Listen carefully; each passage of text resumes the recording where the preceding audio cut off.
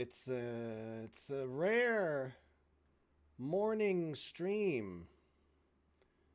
These are rare indeed. But as a night owl, occasionally my sleep schedule gets so screwed up that I end up going to bed early and waking up early. So, got a little extra time before work. And I've had this debate on the mind. I've kind of wanted to get back into it, start going through it. We're going through very slowly and very carefully. We're in hour 2. And this big block of color here represents this first, we're up to 26, 27 minutes into it. But these colors represent who's talking, right? Red is Norm, purple is Rabani, blue is Benny, green is Stephen Pestiny. So yeah, we're seeing I would say definitely red dominate, Norm dominating, and tends to speak in larger chunks, while Stephen rarely talks for even a minute straight. He just kind of throws his little bleep bleep bleeps, throws his little bits in there. And as we've gone through, we did a thorough review of the first hour and into the second hour. Every time Stephen opens his mouth, it's a complete waste. He does not contribute anything. He says nonsensical red herrings, strawman arguments, referencing arguments that there's things he says that the other side is ignoring or doesn't want to know that are, in fact, central points that they include in their arguments repeatedly. And he'll just pretend like they don't say that. He's so bullshit. Here's a nice example of that. When Norm is making the argument that no people would voluntarily cede its country. And when he says people, he's saying people as in a people, as in a nation, or as in a group, as in a collective, right? No people would voluntarily cede its country. Stephen replies, except for all the people that sold land voluntarily. Not only is he conflating the idea of a people as in a few people, a group of people, more than one person, he's talking about how people would sell plots of land. Now, I don't know about you, but I think people sell plots of land in almost every country ever. Is that the same thing as agreeing to make that not your country anymore? Because if someone in the USA sells a plot of land, it's still the USA. Right? If someone in the USA sells a house to a Chinese person, it doesn't mean that house is now China. Right? Selling plots of land versus relinquishing your sovereignty as a nation are not the same thing. But Destiny would just threw that little wrench in there. Because he has to find some way to argue against the blatantly true fact that he's talking about individuals. He's not talking about the collective, the people. So that's just one of those examples where it's like, fuck you. So this is right where he says that. This little green dot here, when he goes, except for all the people that sold land voluntarily.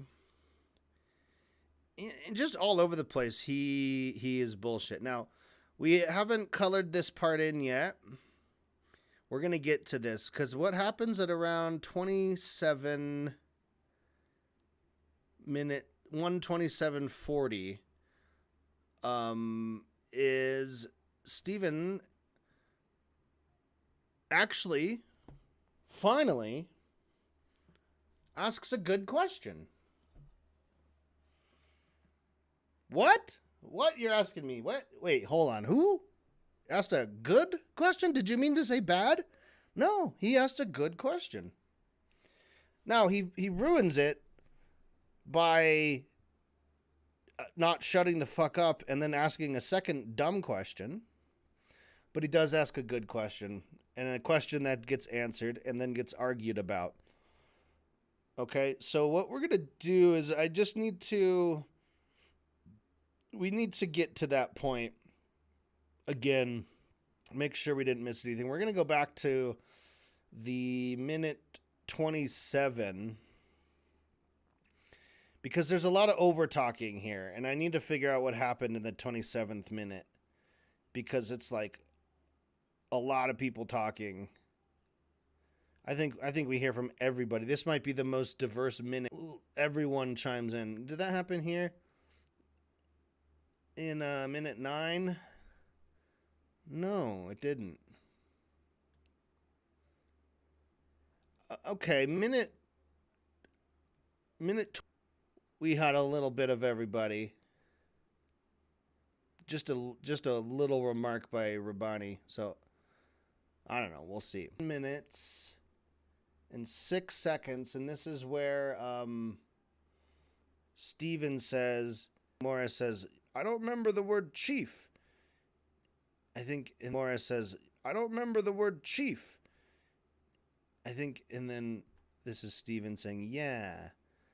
And then he says, it's one of the elements. You have a very binary thinking. Binary thinking when it comes to binary. Binary. Yeah, we're going to talk about this too. Why does Steven accuse him of having very binary thinking?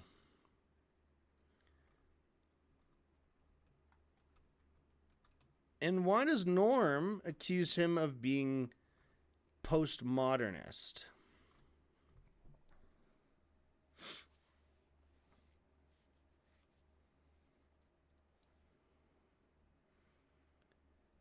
Binary. Yes, binary.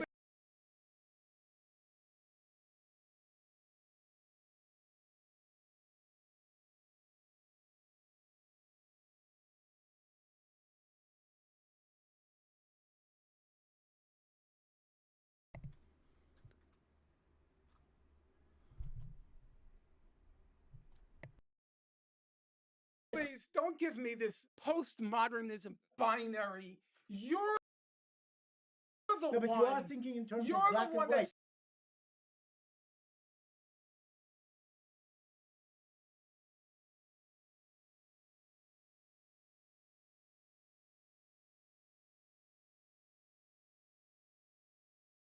Said He's the got- no, chief Stephen has a motor. point. Do you have your book You here? do talk about Page black 137. talk in black Excuse and me, white. page 37. You're talking in. Okay, so until about 27 seconds here, Benny Morris is just over talking. So we're going to do diagonal blue lines to kind of indicate that over talking. Black and white concepts when history is much grayer. Lots of things happen because of lots of reasons, not one or the other. And you don't seem to see that. Can I ask you a question? Okay, and then to about 38 seconds, Benny does his little spiel about how lots of things happen for lots of reasons. And then Steven comes in with his quick question. All right, let's hear this again.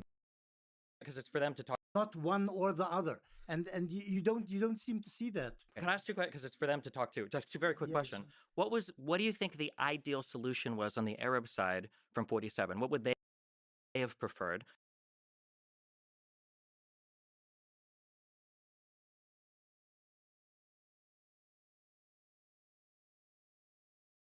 So that was a good question up to there. What do you think was the ideal solution on the Arab side for 47? What would they have preferred? Okay.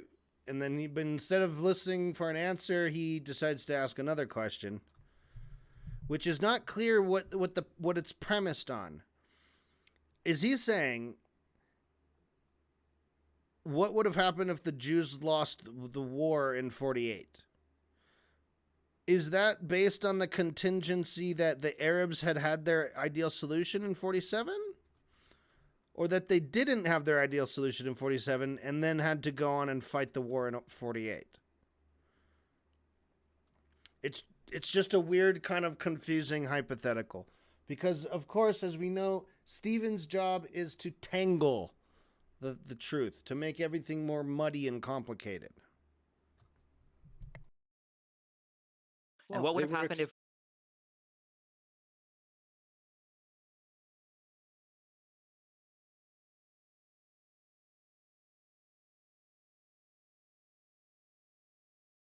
and then the second one, what would have happened if Jews would have lost the war in 48? What do you think would have happened to the Israeli population, Jewish population? I think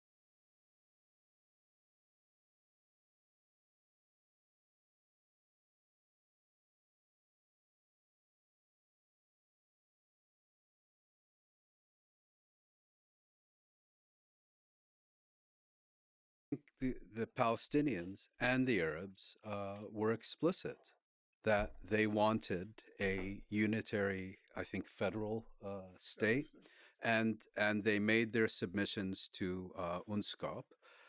They made their appeals at the UN General Assembly. What do you mean by unitary and federal?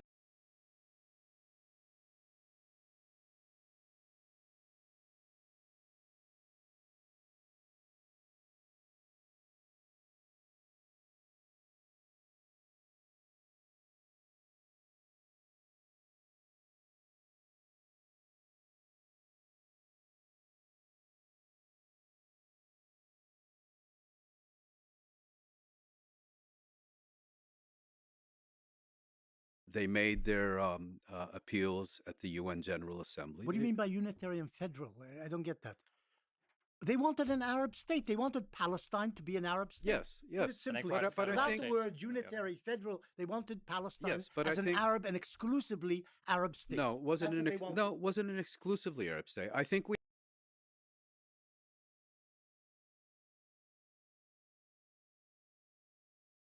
yes, Put it yes. simply. But I Without think the word unitary, federal, they wanted Palestine Yes, but I as an think- Arab and exclusively Arab state. no, it wasn't That's an what they ex- wanted.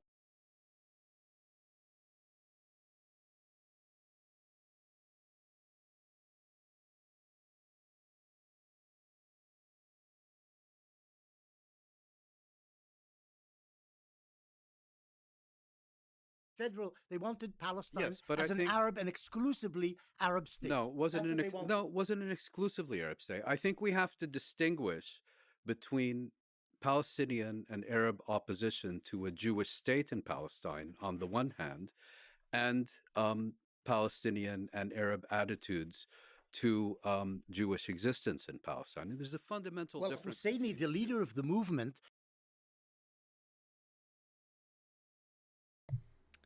He calls Husseini the leader of the movement. I don't know if that's a correct characterization of Husseini. We looked into him a little bit. Maybe we'll do that more today. We went through his Wikipedia thing, and he did have various leadership positions in various groups, but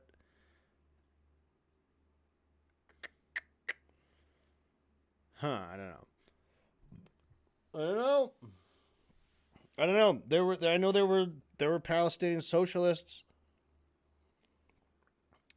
right? They weren't all nationalists. But anyway, he says the leader of the movement.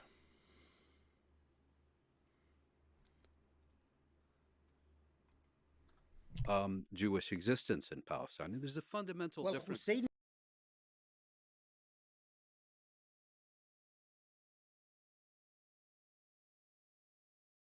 the leader of the movement, said that all the Jews who had come since 1917, and that's the majority of the Jews in Palestine in 1947, Yes. shouldn't be there. Well, he They did say shouldn't be citizens and they shouldn't be there. he did PLO he charter did said say that. that.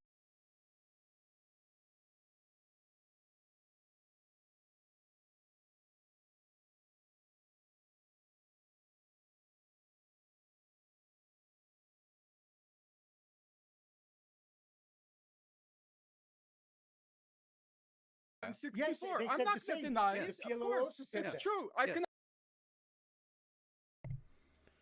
Okay, we got Norm over talking now. Yeah. He did PLO he charter did 47 Yes. shouldn't be there. well he They did say shouldn't be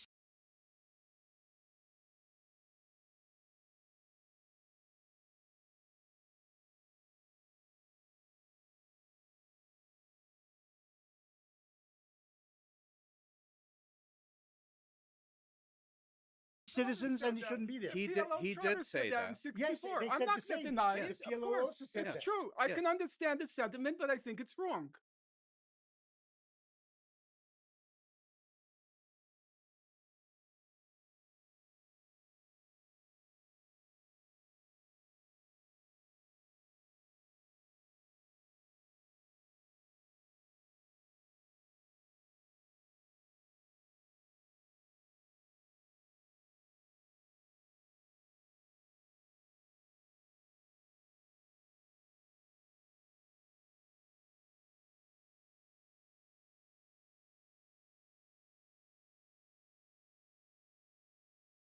They I'm said not the same. denying Yes. it. The Of PLO course. also said It's that. true. I Yes. can understand the sentiment, but I think it's wrong. They I'm said not the same. denying Yes. it. The Of PLO course. be citizens and they shouldn't be there. He did PLO he charter did say said that in that. 64. they I'm said not the same. denying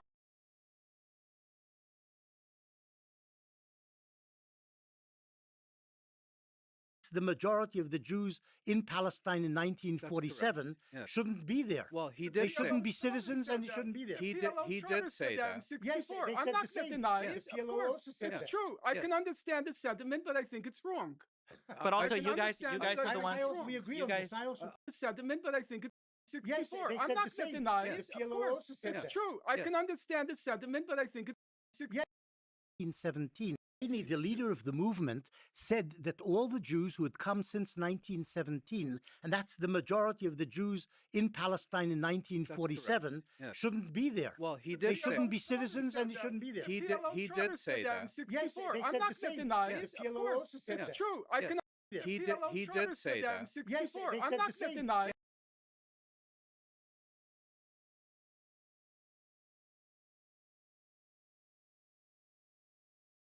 He They did say shouldn't be citizens and they shouldn't be there. he did PLO he charter did said say that in that.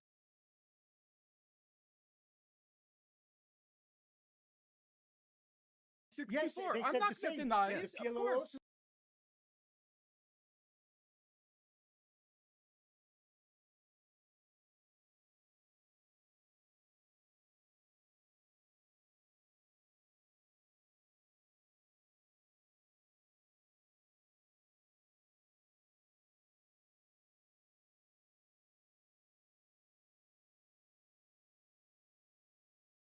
said It's that. true. I Yes. can understand the sentiment, but I think it's wrong. but also, can you guys understand are that the ones. We agree on But also, you guys were the ones. You guys were the ones. You guys had used the words earlier that it was supremacy and exclusivity that the Zionists. You guys had used the words earlier that it was supremacy and exclusivity that the Zionists.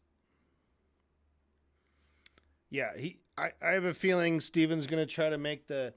Well, if you say the Zionist state was exclusive to Jews, then we get to say that a hypothetical Palestinian Arab state would also be like that, but against the Jews. I think that's what he's kind of going for. And it's like, yeah, would be nice, but it's not a good argument.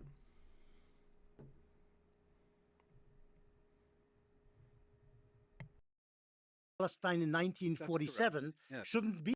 And that's the majority. The leader of the movement said that all the Jews who had come since 1917, and that's the majority of the Jews in Palestine in 1947, Yes. shouldn't be there. Well, he They did say shouldn't be citizens and they shouldn't be there. He did. PLO He charter did said say that in that. 64. they I'm said not the same. denying Yes. it. The Of PLO course. also said It's that. true. I Yes. can understand the sentiment, but I think it's wrong. But also, can you guys understand are that the I- ones. I- we agree you on guys. this. I also I think want to.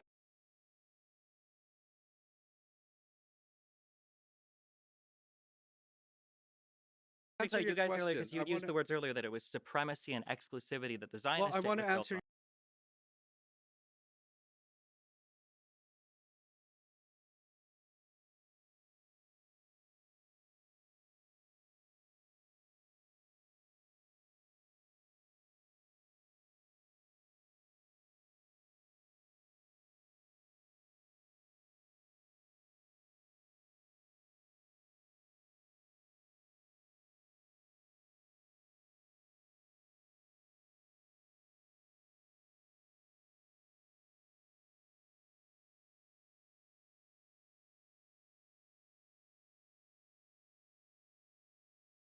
But I think it's wrong. But I also, can you guys understand are that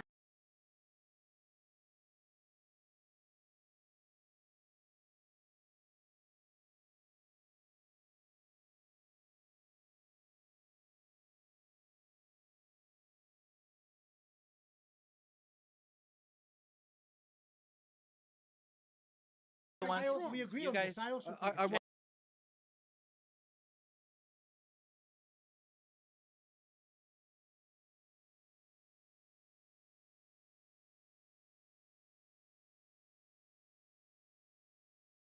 And just answer because you your guys earlier, question. because you I used wanna- the words earlier that it was supremacy and exclusivity that the Well, Zionist I state want was to built answer on. your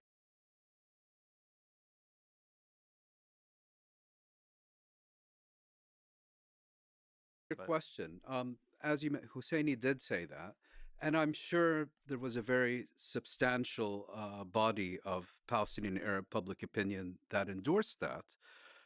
But by the same token, I think a unitary Arab state, as you call it, or a Palestinian state, could have been established with arrangements, with guarantees, to ensure the security and rights of both communities. How that would work in detail had been discussed and proposed, but never resolved. And again, I think Jewish fears about what would a have second happened. Holocaust. That's what we're Well, talking no, about. I think That was the Jewish fear. A second that- Holocaust. that may well.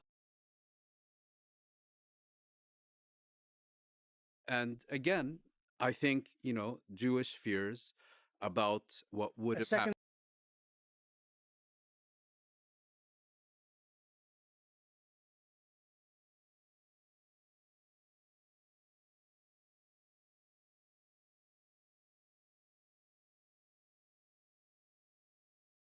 Holocaust. That's what we're Well, talking no, about. I think That was the Jewish fear. A second that- Holocaust. that may well have been the Jewish fear. Yeah. It was an unfounded Jewish fear. It was unfounded. Of course, it was unfounded. What about like in Well, '48 and unfounded Jewish fear? it was unfounded? Of course, it was unfounded.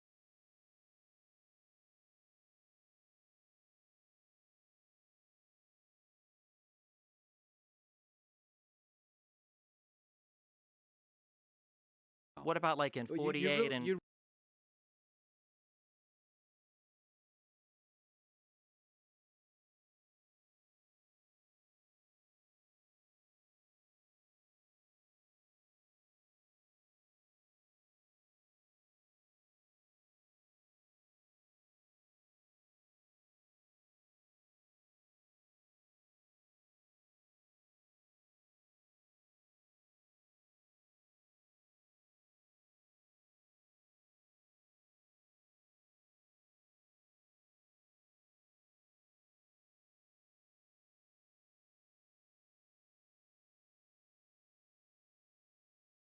56 you and really 67. fear Second that Holocaust. that may well have been the Jewish fear. Yeah. It was an unfounded Jewish fear. It was unfounded? Of course, it was unfounded. What about like in Well, 48 and 56 you and really 67? think that the Palestinians, had they won the war, were going to import ovens and crematoria I don't know if it from would have been that Germany bad, but there and were burn? No, pogroms that's across in almost every single Arab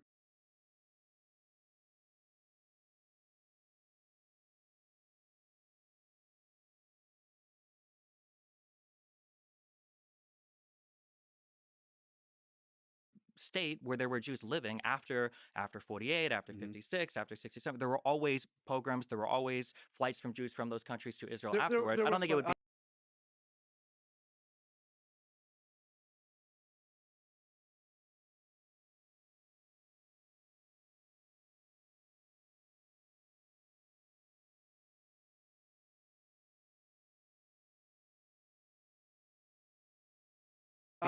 I wouldn't say there were There were always flights from Jews from those countries to Israel there, afterwards. there I were don't think it would be. I wouldn't say there were always pogroms in every Arab state. I think there was flight of Arab Jews for multiple reasons. In some cases, for precisely the reasons you say. If you look at the Jewish community in Algeria, for example, their flight had virtually nothing to do with the Arab-Israeli conflict.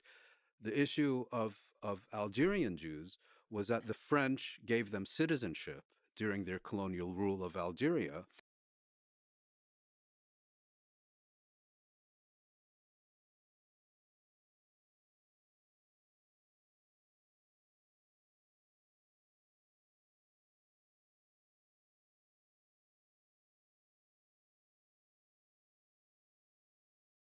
And they increasingly became identified with French rule. And when Algeria became independent, and all the French ended up leaving out of fear or out of disappointment or out of whatever, the Jews were identified as French rather than Algerian. This is a bit of a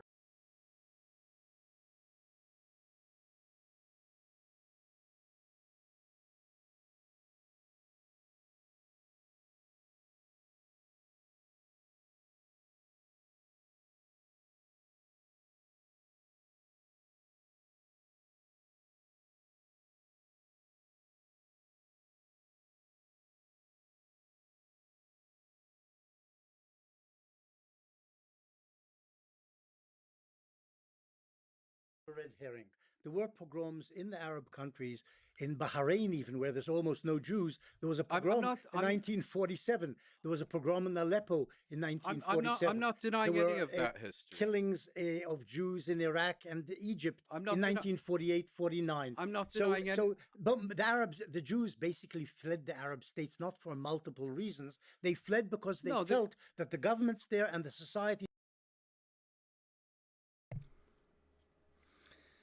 The Jews fled the Arab states not for multiple reasons.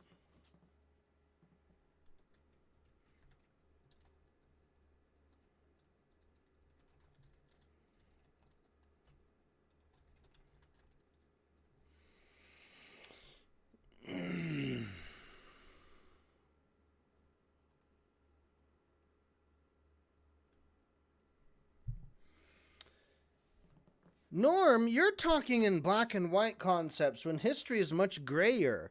Lots of things happen because of lots of reasons, not one or the other. And you don't seem to see that. That was Benny Morris. That was a long time ago before that. That was, let's see, 1, 2, 3...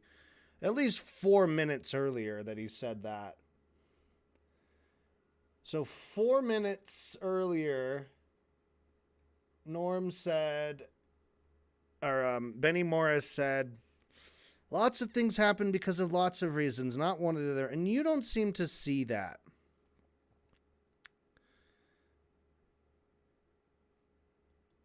Now, when describing why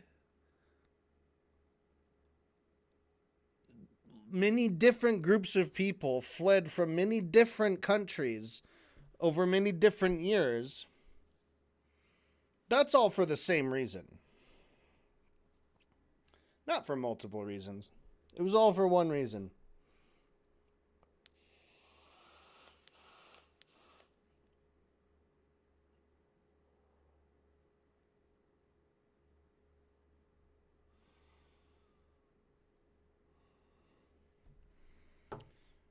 All right, good job, Benny. Good job, Benny. Good job, Benny. You're doing such a good job. This is a bit of a red herring. It's a red herring to give a counter example. If I say, hey, there were multiple reasons that Arabic Jews fled their countries. For example, the Jews of Algeria, they fled for different reasons than because of anti-Semitism.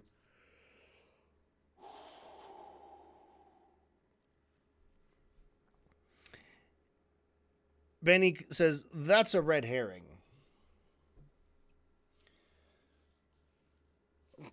That's a red herring.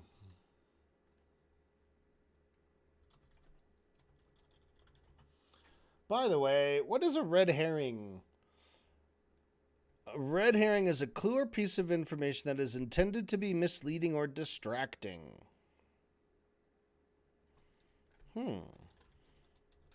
What's a counterexample? What's an example of a counterexample? What's a counterexample of an example? Is any exception to a generalization. In logic, a counterexample disproves the generalization and does so rigorously in the fields of mathematics and philosophy. For example, conjecture. All quadrilaterals of equal length are squares. The counterexample is a rhombus. A rhombus has all equal sides, but the angles are not straight, thus it's not a square.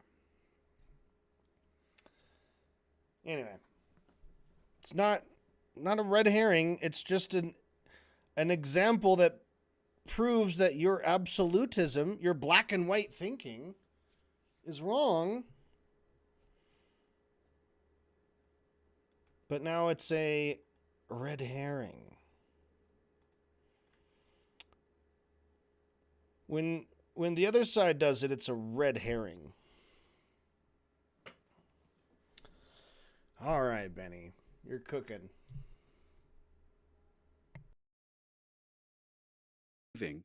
Out of fear or out of disappointment or out of whatever, the Jews were identified as French rather than Algerian. This is a bit of a red herring.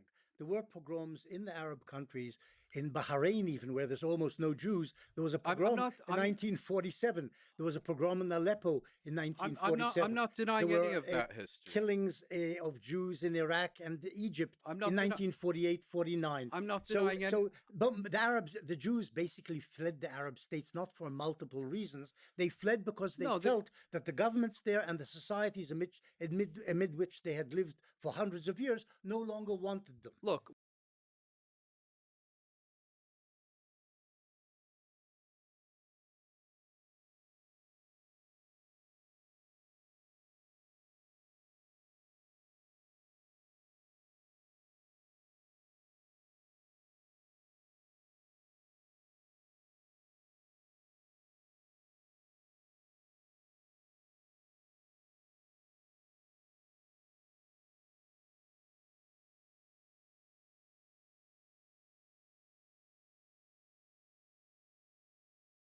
without getting amid which multiple reasons they fled because they felt that the governments there and the societies amid which they had lived for hundreds of years no longer wanted them. Look, without getting into the details, I think we for Jews in Iraq and Egypt I'm not in 19 denying. There were pogroms in the Arab countries, in Bahrain even, where there's almost no Jews. There was a pogrom in 1947. There was a pogrom in Aleppo in 1947. I'm not denying any of that history. Killings of Jews in Iraq and Egypt in 1948-49. I'm not denying any. But the Jews basically fled the Arab states not for multiple reasons. They fled because they felt that the governments there and the societies amid which they had lived for hundreds of years no longer wanted them. Look, without getting into the details, I think think we can both agree that ultimately a clear majority of Arab Jews who believe that after having lived in these countries for for way before the centuries, Arabs, way for before the Arabs centuries, arrived there, for centuries, way if before the for Arabs arrived. centuries, Jews who believed after having lived in these countries for for Way before. centuries.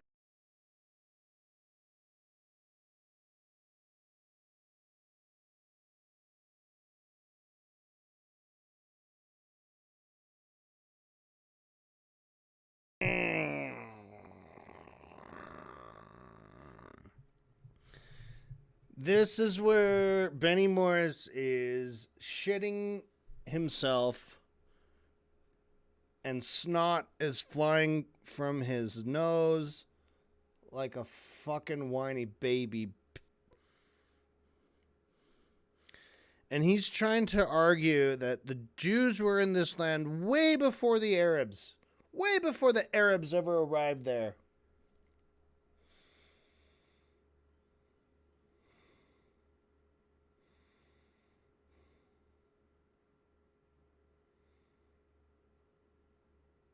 So, I don't know what he's arguing. I mean, obviously,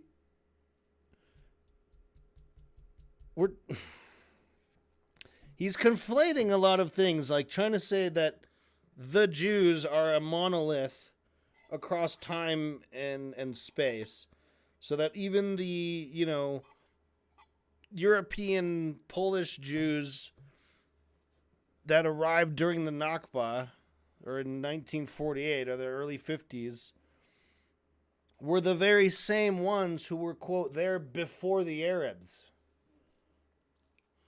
When that's a bit of a stretch, right? Before Europe got involved, say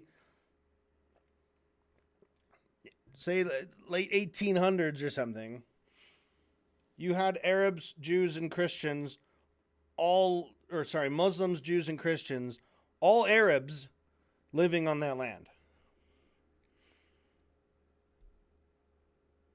Jewish Arabs, Christian Arabs, Muslim Arabs, all living on that land.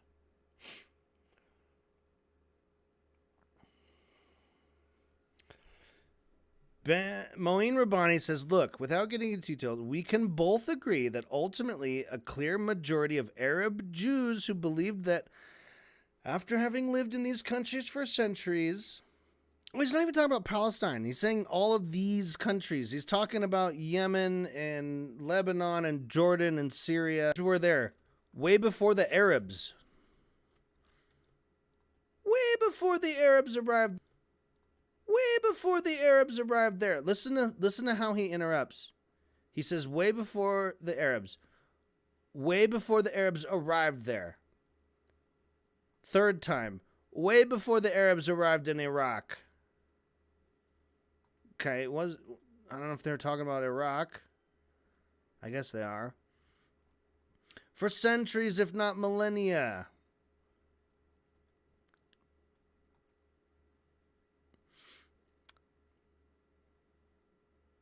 For centuries.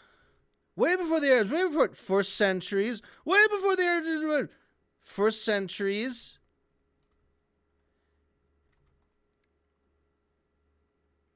The reason Benny is acting like this is because he's very scared. Because insert some other fact. Because he doesn't know what he's about to say. But he knows it's not going to be good. Because he's about to say. But he knows it's not going to be good because it's going to be something they both have to agree on. So Benny's like, uh-oh. And so in the moment, he can't really think of anything. So he just says 3 times, way before, way before, way before. Way before, way before, way before. Okay? Sure, man. Relevant question.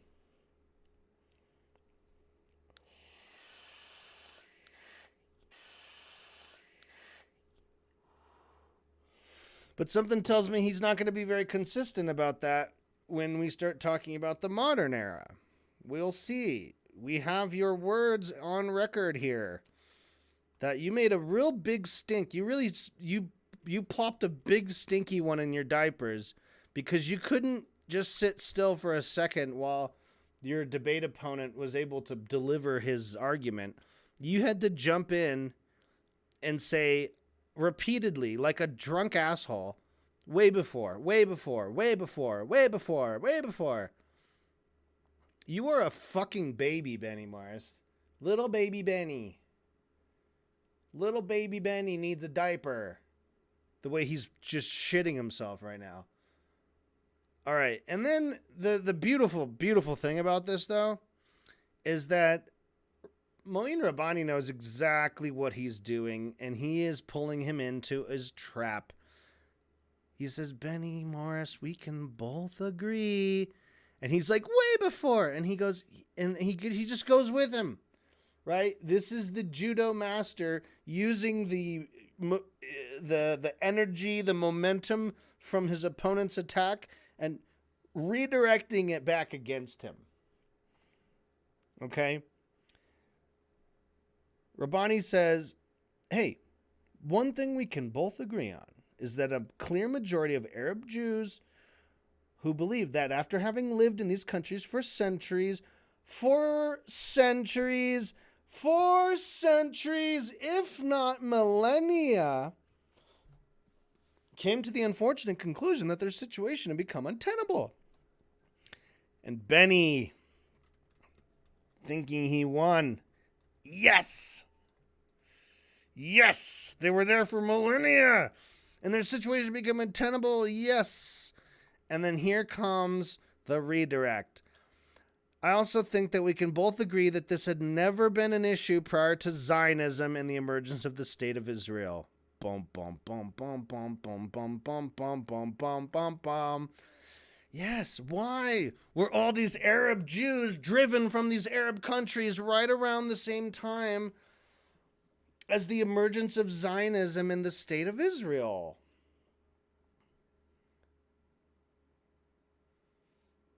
This was all part of Zionism. They stoked anti-Semitism. They staged anti-Semitic attacks. They tried to scare as many Jewish people out of these countries as possible and bring them into Israel to help them to displace the Arab population in Israel, in Palestine, in occupied Palestine. Devastating. And he took Benny with him, kicking and screaming. Benny didn't have to interrupt like that. That argument would not have been as crushing if Benny had just shut his mouth and prepared a nice counter argument.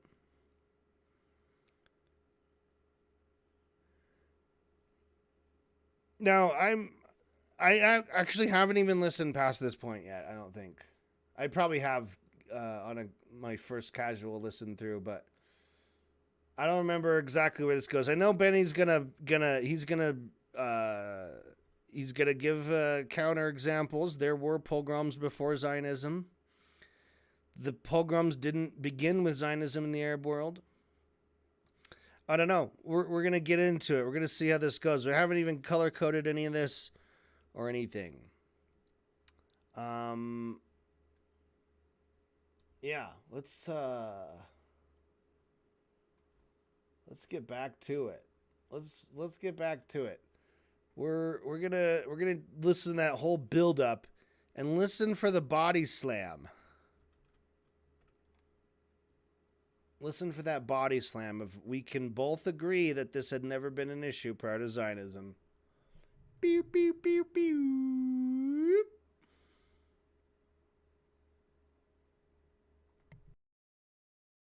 This is a bit of a red herring. There were pogroms in the Arab countries in Bahrain, even where there's almost no Jews. There was a I'm pogrom not. in 1947. There was a pogrom in Aleppo in I'm 1947. not There denying any were of that history. killings of Jews in Iraq and Egypt I'm in not. 1948, 49. I'm not So, denying any. so, but the Arabs, the Jews basically fled the Arab states not for multiple reasons. They fled because they No, felt that the governments there and the societies amid which they had lived for hundreds of years no longer wanted them. Look, to be there. without getting into the details, I Yeah. think we can both agree that ultimately a clear majority of Arab Jews who believed that after having lived in these countries for Way before the centuries, Arabs, way for before the Arabs centuries, arrived there. for centuries, Way before the for Arabs arrived. centuries, You know, Again, I just have to point out, he said Arab Jews who lived in these countries for centuries, and Benny Morris says way before the Arabs. They cannot be Jews. He in his mind, he says Arabs and Jews. So those are completely distinct groups, and there's no overlap. Palestine, who lived in Yemen, who lived in Lebanon, who lived in Jordan, who lived in Algeria, who lived in Iraq, who lived that there were Muslim people, and then they were brown colored, and then some of them were not Muslim people, they were Jewish people, right? If they're from Arabic countries, they're Arabs.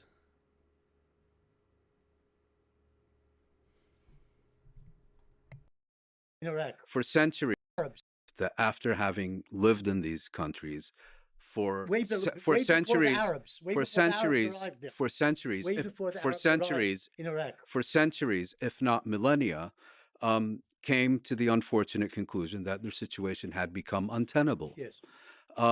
I also think that we can both agree that this had never been an issue prior to Zionism and the This isn't emergence of true. the There were state of Israel. pogroms prior to Look, Zionism. I'm not. Pogroms didn't begin with Zionism in the Arab world. The issue is the point I raised, which is whether these communities had ever come to a collective conclusion that their position had become untenable in this part of the world. No, they were Arab Jews. Well, because untenable meant there was no alternative, but with the creation of Israel.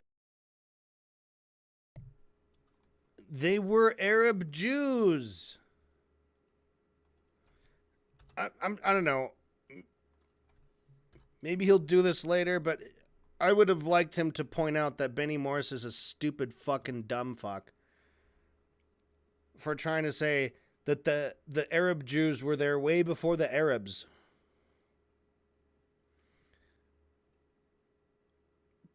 Okay, now we're blessed with more Steven. Is he gonna talk for a fucking long time? Untenable meant that there was no alternative. But with the creation of Israel, there was an alternative, right?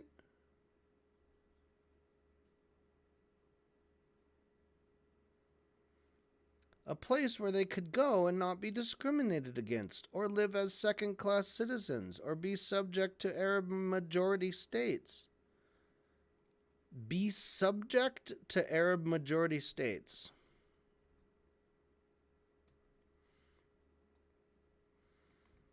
Oh boy, this. So thankfully, for most of this, Stephen has made short statements, and it, when he talks, for 50, 20, 20, 30 seconds, that usually eats up about an hour of my stream, where we have to fucking stop and talk about it and dissect how stupid it is. So I'm a little worried here because it looks like he's going to talk for a long time. And I might lose my fucking mind. Okay, let's go. Israel, there was an alternative, right? Well, because untenable meant there was no alternative, but with the creation of Israel, there was an alternative, right? A place where they could go and not be discriminated against or live as second-class citizens or be subject to Arab majority states. I also think it's interesting that, like, when you analyze the flight of Jewish people, and I've seen this, that it wasn't just, I agree with you, it wasn't just a mass expulsion from all the Arab states. There were definitely push factors. There were also pull factors. Now, I don't know how you guys feel about the Nakba, but when the analysis of the Nakba comes in, again, it's back to that, well, that was actually just a top-down expulsion I don't know how you guys feel about the Nakba. You know, we haven't really talked about the Nakba very much. It's come up a little bit here and there. But when the analysis the Nakba comes in again, it's back to that. Well, that was actually just a top-down expulsion. You know, the retreat of wealthy Arab people in the 30s didn't matter. Any of the messaging from the surrounding Arab states didn't matter. It was just an expulsion from the Jewish people, or people running from their lives from Jewish massacres.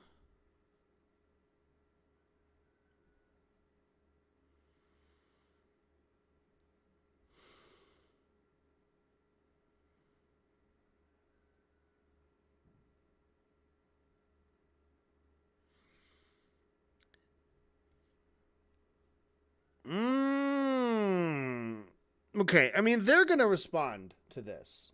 That's one of those things I have to keep remembering is as I'm going through this debate,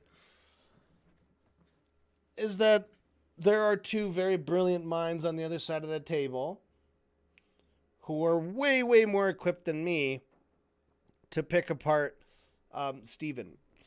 Now, there's one advantage that I have sitting here is that I am frozen in time. I can go forward and back. I can stay at one point in time and really pull it apart, right? And so I have that benefit of being able to go back and check every single word and critique it as long as I want without disrupting the flow of the conversation. But there's so many things here. First of all, just his fucking weird, nonsensical sentence structure. Okay, because untenable meant there was no alternative. But with the creation of Israel, there was an alternative, right? Untenable. If I say my situation is untenable, means I have to leave my situation. There's no alternative other than leaving. With the creation of Israel, there was an alternative, right?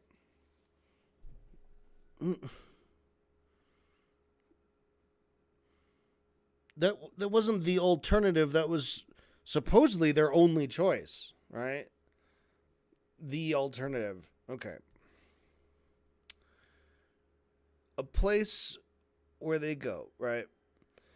The people felt they came to the conclusion that their position had become untenable in this part of the world. And they needed a place to go where they could go and not be discriminated against. Instead, they go to a place where they can discriminate against others.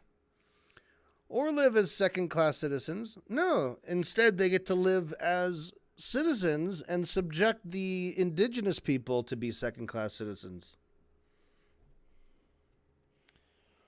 Or be subject to Arab majority states. That's a pretty interesting third thing. He always has to rule of three thing. It's everything of his. He's got to be a rule of three. A place where they could not da da da. A place where they could da da da da. Or a place where they could da da da da. Right? He always has to give like a list of three when it doesn't necessarily warrant it. Okay, not be discriminated, not be second-class citizens, or be subject to Arab majority states. What does that fucking mean? If I'm a Jewish Arab and I live in a Arab majority state, I'm an Arab. What do you mean be subject? Do you mean Muslim majority states? Or do you mean Arab majority states? Because, again, they're just doing this weird thing where they're classifying these two groups as one is an ethnic group and the other is a religion. One is a race and the other is a religion. And then you're just like, it'd be like saying, well, it was the Christians versus the blacks, right? It's just a stupid fucking, you're mixing these categories. Or they're Arabic Jews living in Arab states. What do you mean be subject to Arab majority states? You dickhead. Okay, whatever. That's his point. He's saying that when they fled to Israel, it was their only place that they could ever be not discriminated against and not have Arabs around. Because, I mean, I think they're revealing their whole idea is that the creation of Israel is anti-Arab. Like, the way they treat Ethiopian Jews and Arabic Jews and black dark-skinned Jews is like shit. They are second-class citizens. It's the white European Jews who are considered the quote-unquote real, true Jews in Israel. So it's kind of revealing that kind of idea that, no, Jewish, when they say Jewish, they mean not brown. Not even, Arabs aren't even that brown necessarily. Arabic people can look so, like, of every shade, right? It's not actually a race. It's more of a ethnicity.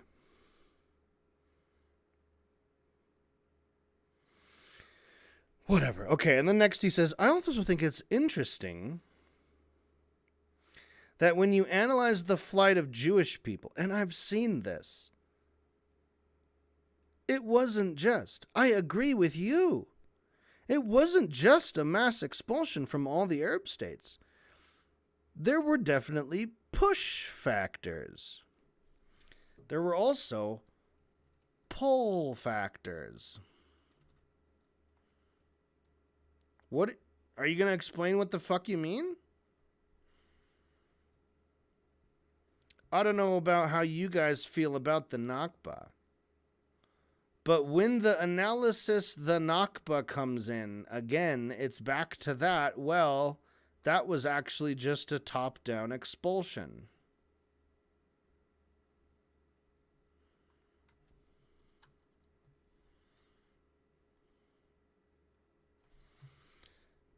Just the dog shit, like, sentence construction of this. Now, I don't know how you guys feel about the Nakba. But when the analysis, the Nakba comes in again, it's back to that. Well, that was actually just a top-down expulsion.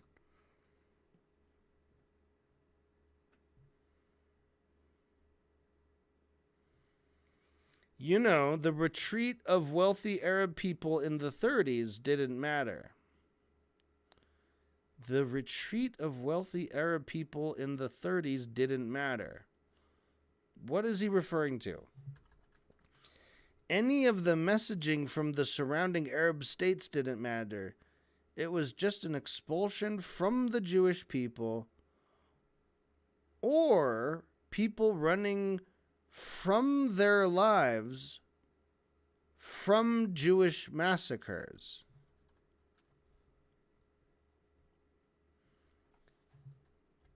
It was an expulsion from Jewish people or people running from their lives. Do you mean running for their lives or running from their lives? From Jewish massacres. What do you mean Jewish massacres? You're talking about the Nakba,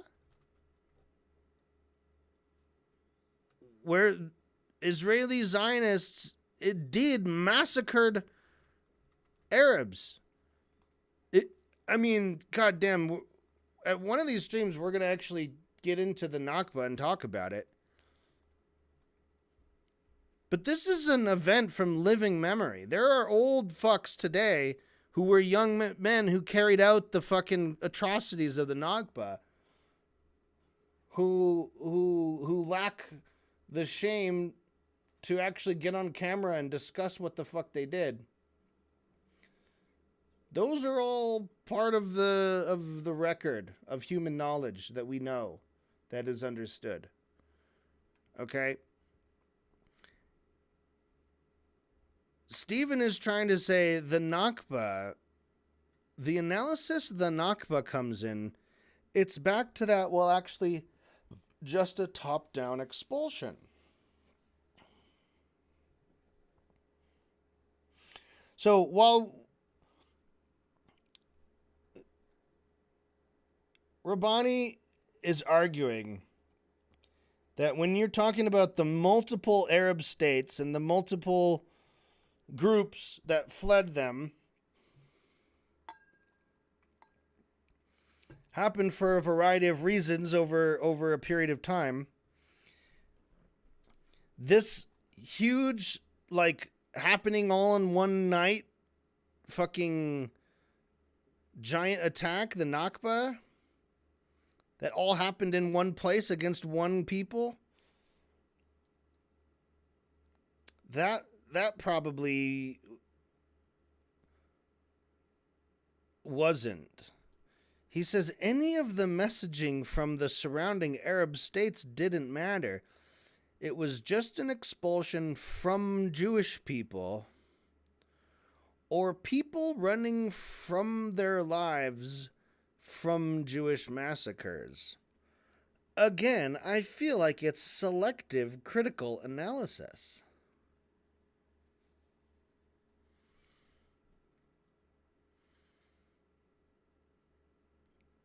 You are not a good communicator, my friend. You are a fucking dumb fuck. There were definitely push factors. There were also pull factors. Now, I don't know how you guys feel about the Nakba, but when the analysis of the Nakba comes in, again, it's back to that, well, that was actually just a top-down expulsion. The retreat of wealthy Arab people in the 30s didn't matter. Any of the messaging from the surrounding Arab states didn't matter. The retreat of the wealthy Arab people in the 30s. Okay, it's 1948, and a band of soldiers have just invaded your village indiscriminately.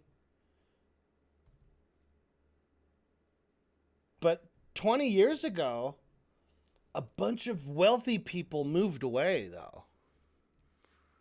Oh. So we can't really blame this all on these fucking bloodthirsty Zionist killers. It's not entirely their fault because 20 years ago, a bunch of wealthy people moved away from this country.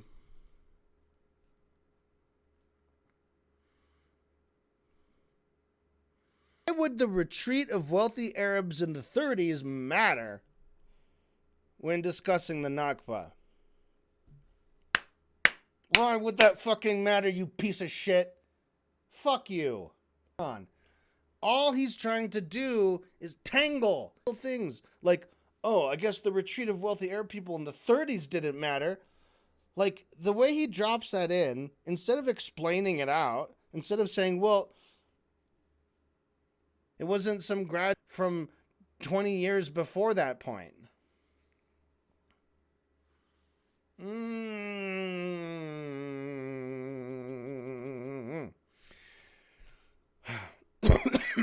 Now, the reason...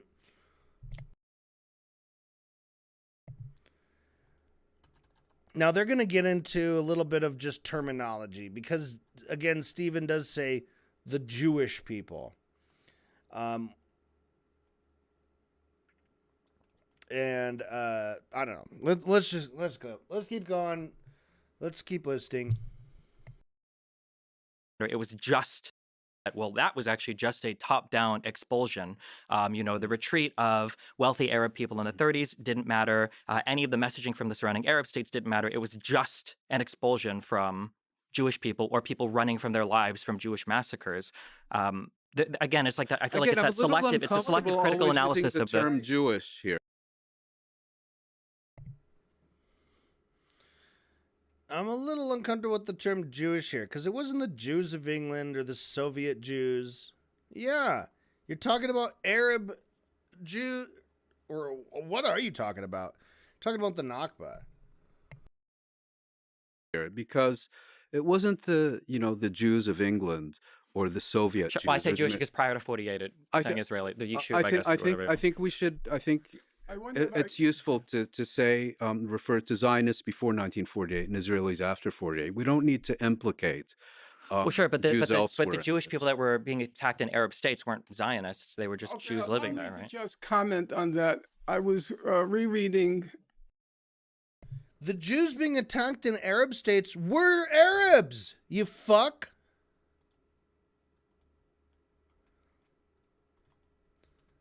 Yeah, maybe they weren't Zionists until they were.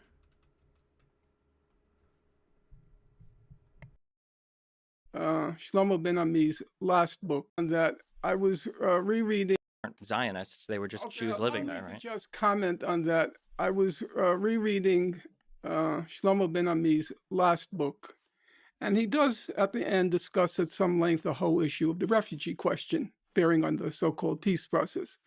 And on the question of 48 and the Arab emigration, if you allow me, let me just quote him. Israel is particularly fond of the awkwardly false symmetry she makes between the Palestinian refugee crisis and the forced emigration of 600,000 Jews from Arab countries following the creation of the State of Israel, as if it were, quote, an unplanned exchange of populations, unquote. And then Mr. Ben Ami, for those of you who are listening, he was Israel's former foreign minister, and he's an influential historian in his own right. He says, in fact, envoys from the Mossad and the Jewish Agency worked underground in Arab countries and Iran to encourage Jews to go to Israel.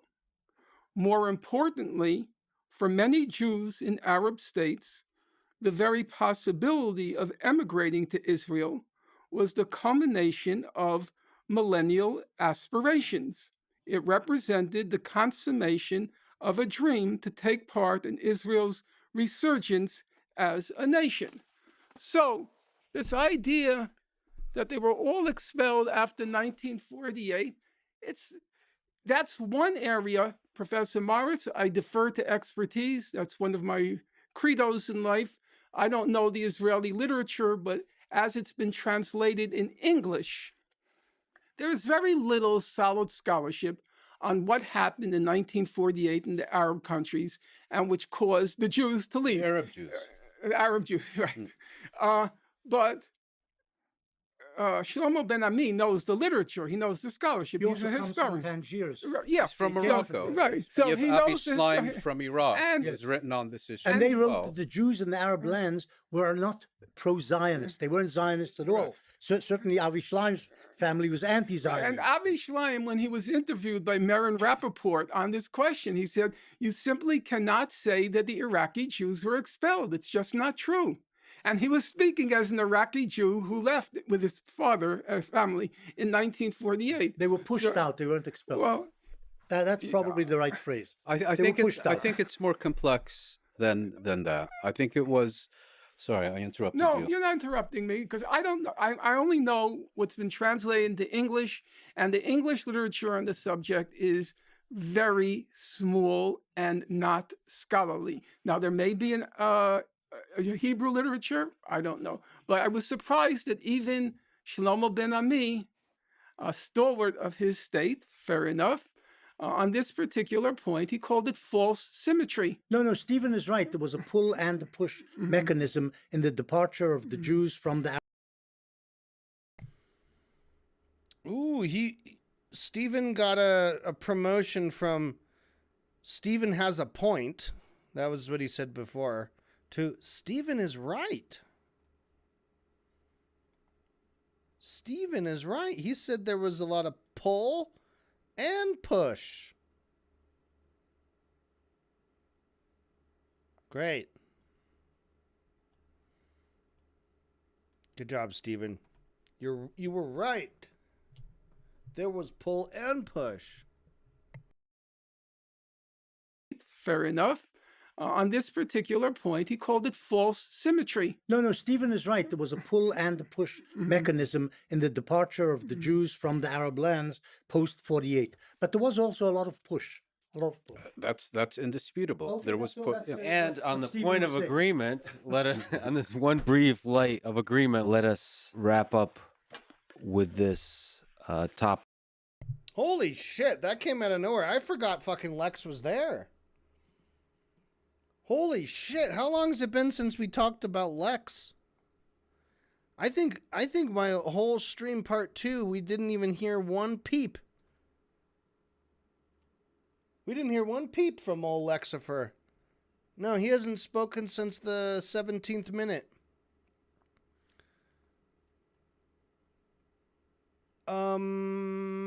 Okay, but he, again, of course, is a total idiot. He's not paying attention. He's not paying attention. We're just gonna we're pretty much just ignoring Steven's bullshit.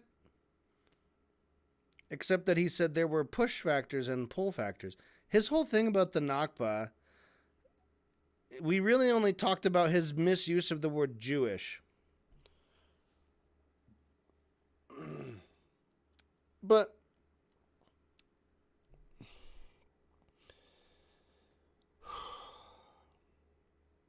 Norm comes in and he's like, look, overall, there was no Jews were not expelled from these countries. Arab Jews were not expelled from these countries the same way that Palestinians were expelled from Palestine. Even Morris says, well, they were at least pushed. They were pushed out. They weren't expelled.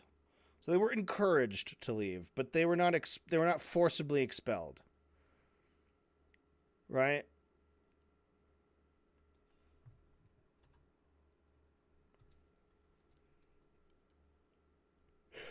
Lexifer comes in and says, and on the point of agreement, on this one brief light of agreement, let us wrap up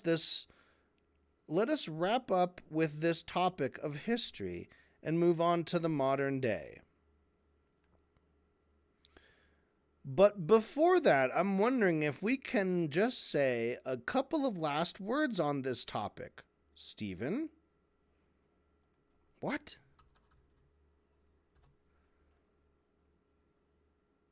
Okay, we're at 37 minutes, and he says, let's wrap this up. But then he says, but before that, I'm wondering if we can just say a couple of last words on this topic.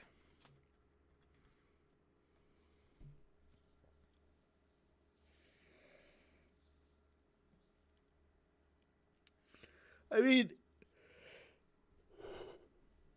they didn't really come to an agreement.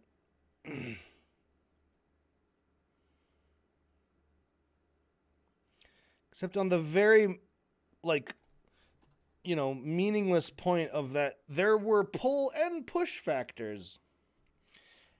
And by that I mean, I suppose they're saying there were factors from within these Arab countries that encouraged Arab Jews to leave, as well as there were factors from within Israel that were encouraging Arab Jews to come.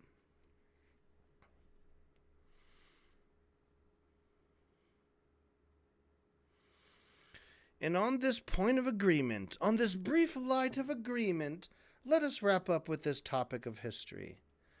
The light of agreement. So, this is Lexifer's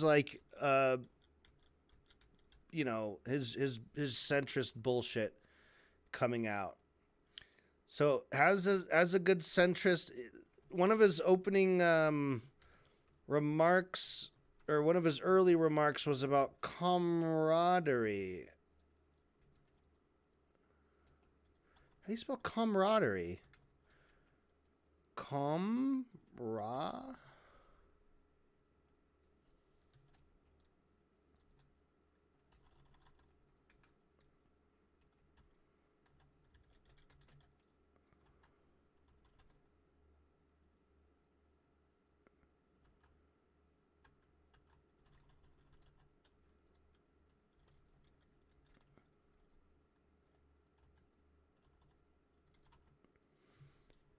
Camaraderie. It's C-A-M-A. I didn't know that. I thought it was like comrade. Camaraderie.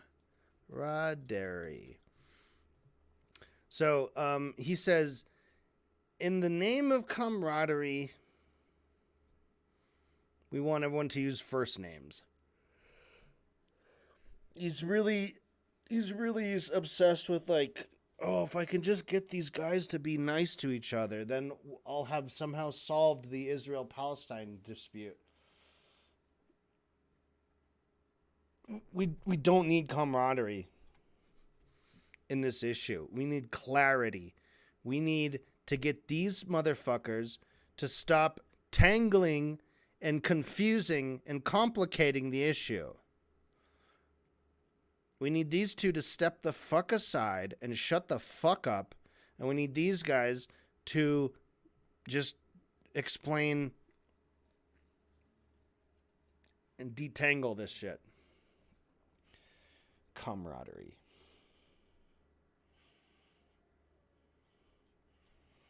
Camaraderie. The light of agreement.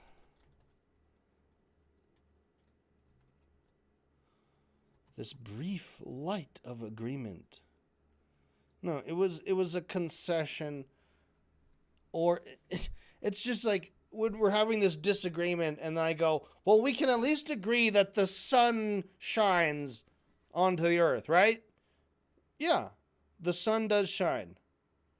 Oh, okay, so now we have an agreement. Yeah, okay. Real valuable agreement there.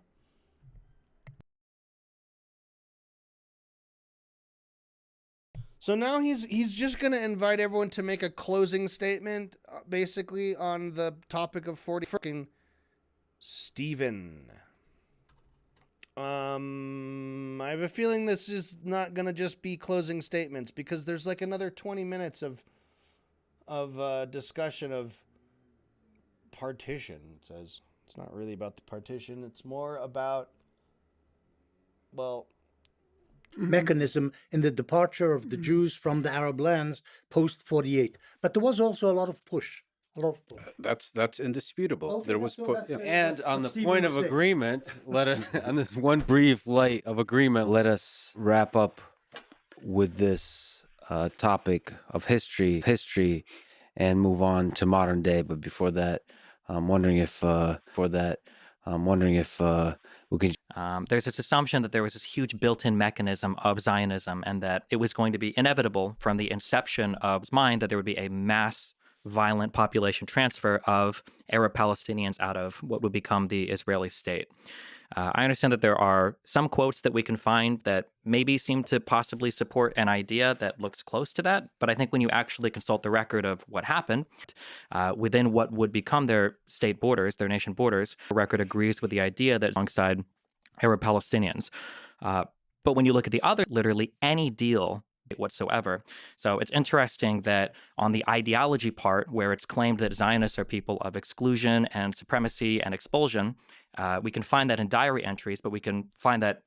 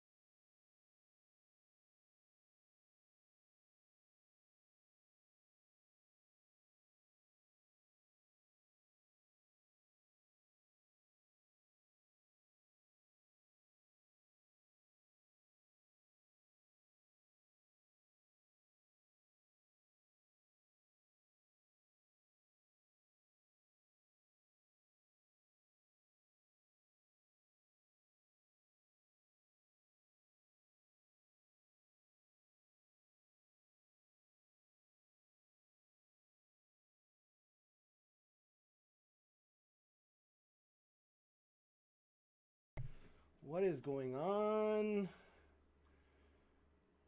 Why? What's going on?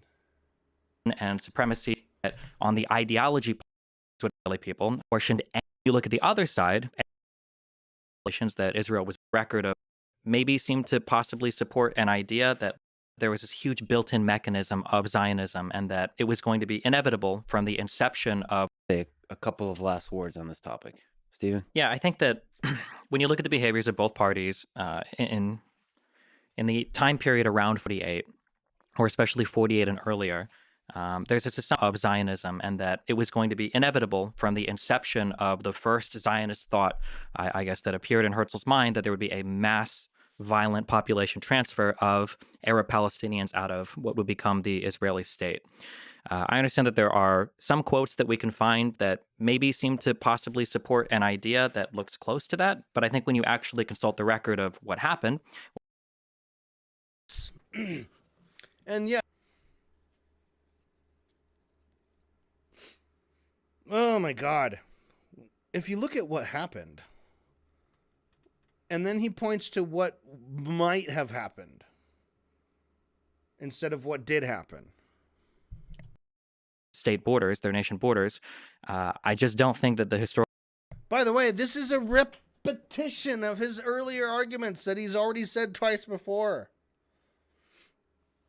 So yeah, I get maybe it's a good closing summary, but he's not offering anything new. He's just said exactly what he's already said before. Was that you guys assume all of this so far from the top, where's he? Yeah. This is all just him restating what his opponent said. He's restating the opponent's argument.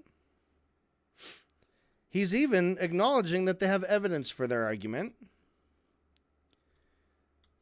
But again, he doesn't characterize it as their argument. He says, again, passively, there is this assumption. There is this assumption.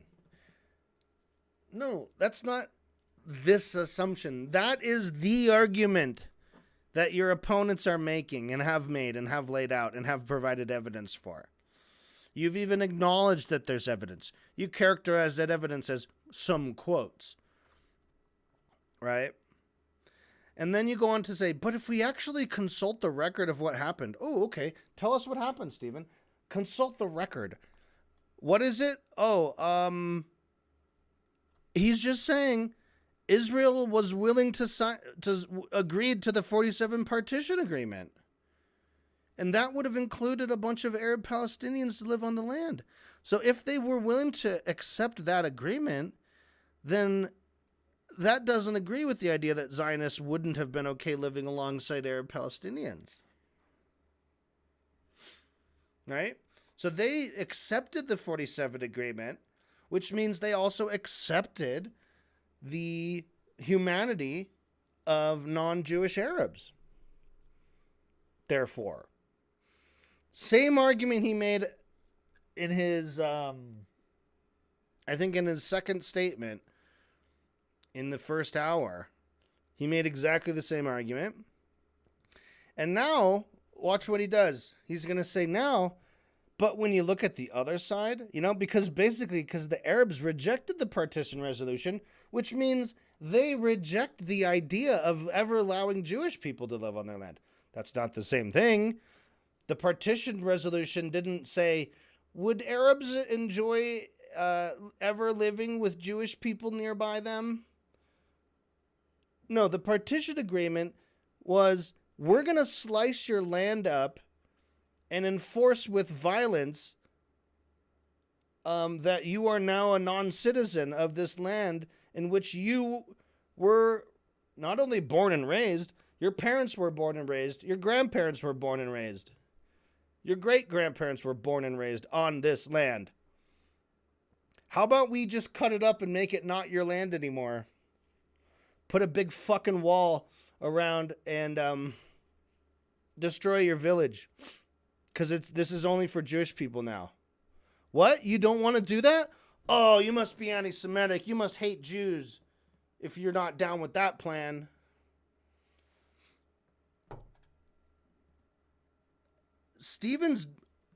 his only argument comes down to the 47 fucking partition plan.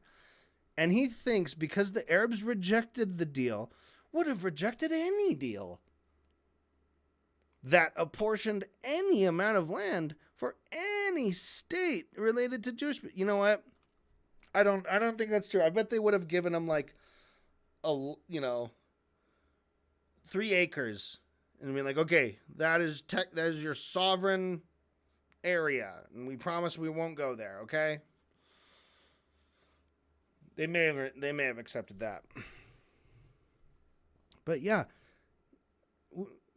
I mean, we've beaten this to death, man. When you say that the Arabs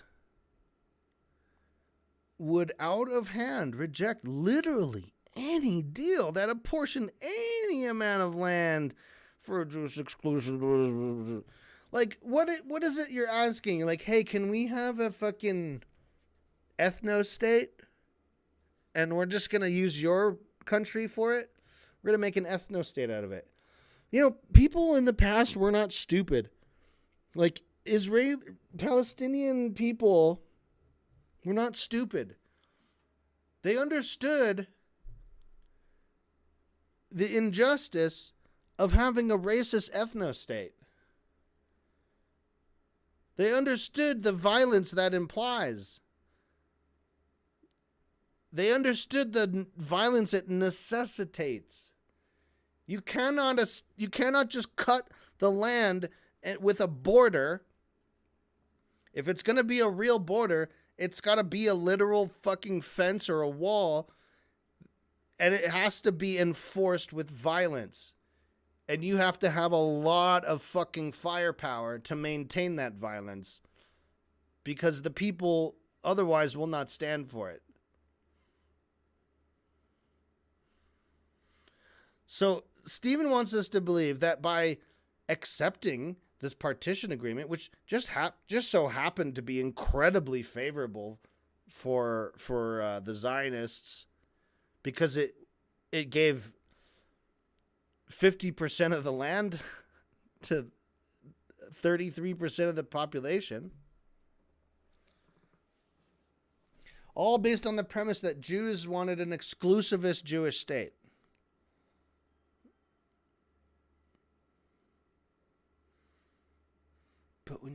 But when you look at the other side, the Arabs would out of hand reject this.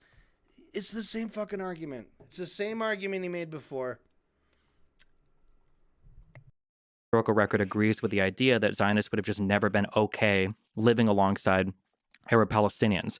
But when you look at the other side, Arabs would out of hand reject literally any deal that apportioned any amount of that land for any state relating to Jewish people or the Israeli people. I think it was said even on the other end of the table that Arab Palestinians would have never accepted, the Arabs would have never accepted any Jewish state whatsoever.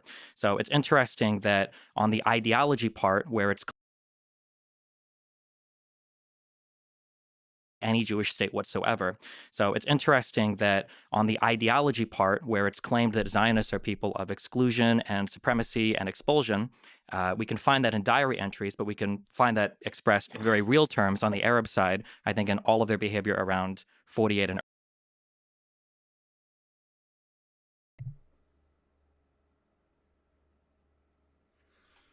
We find that expressed in very real terms on the Arab side in all of their behavior around 48 and earlier, where the goal was the destruction of the Israeli state. Buddy, how could the goal earlier than 48 be the destruction of the Israeli state? The Israeli state was not established before 48. It didn't exist.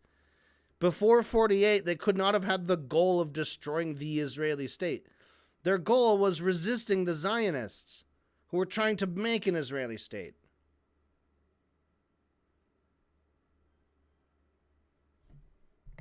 earlier, where the goal was the destruction of the Israeli state. It would have been the dispossession of many Jewish people. It probably would have been the expulsion of a lot of them back to Europe. And I think that very clearly plays out in the difference between the actions of the Arabs versus some diary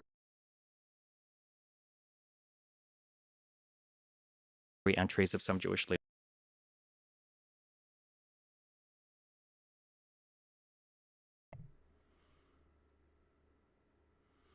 Resisting invasion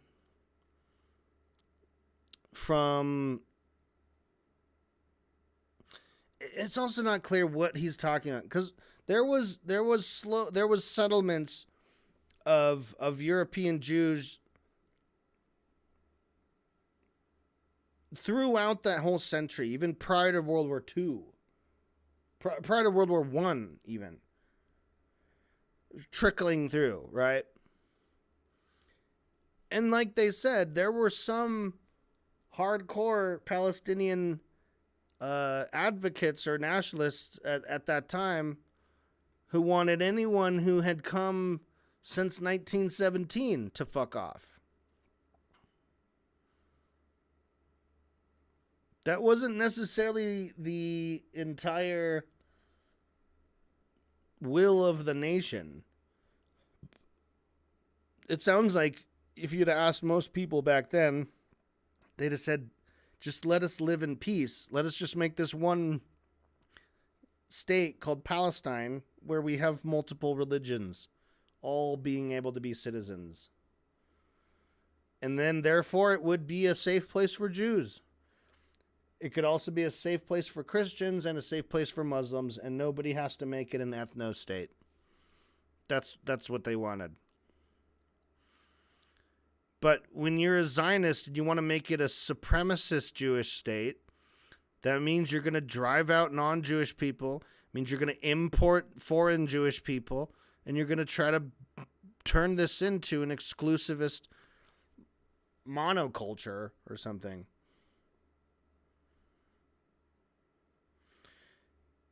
And then again, he brings back the diary entries from some Jewish leaders. Like, it's not only diary entries. The diary entries were like this was evidence of stuff from like the 1920s and 1930s that clearly showed like this was like the intention, the idea. Not only do we have that, we also have how did you put it? Actually consult the record of what happened. What actually happened? They drove the fucking Arabs out.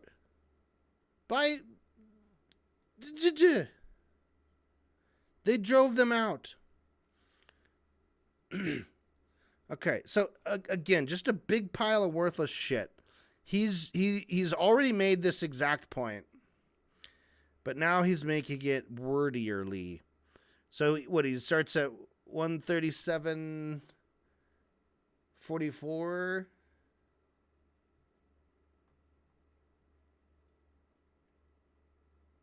Say a couple of last words on this topic, Stephen. Yeah, I think that 137:40 he starts it. So 36, 37, 40. And he goes until about 139.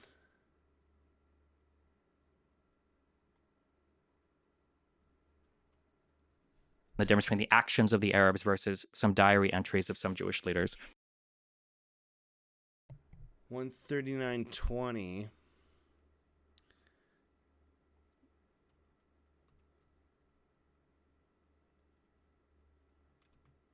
All right. Wow, he goes for a full minute. Because remember, he only has one argument, 1 point. He's like, partition resolutions. Jews wanted to agree to it. It would have been peaceful. So therefore, the Jews had peaceful intentions. The Arabs rejected it. Therefore, they have warring intentions because it was a peace deal. It would have made peace. So since they rejected it, they don't want peace. That's his basic argument. That's all he has. Is the 47 partition agreement was the be all end all. It was the chance for Arabs to have peace, and they rejected it, so they don't get to talk anymore. Right? Do you notice?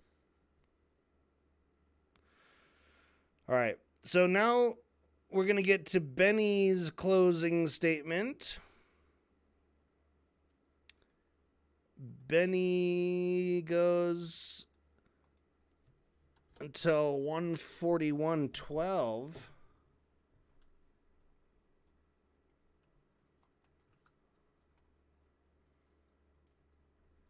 So, 41:12. So he also does a couple minutes.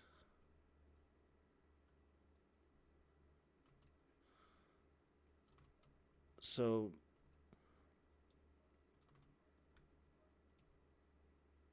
yeah, that's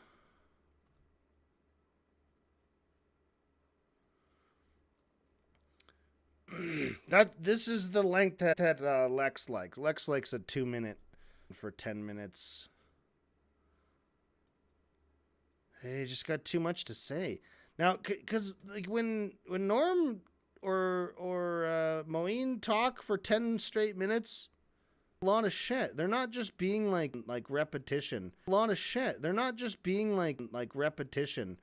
They're bringing up new points, new,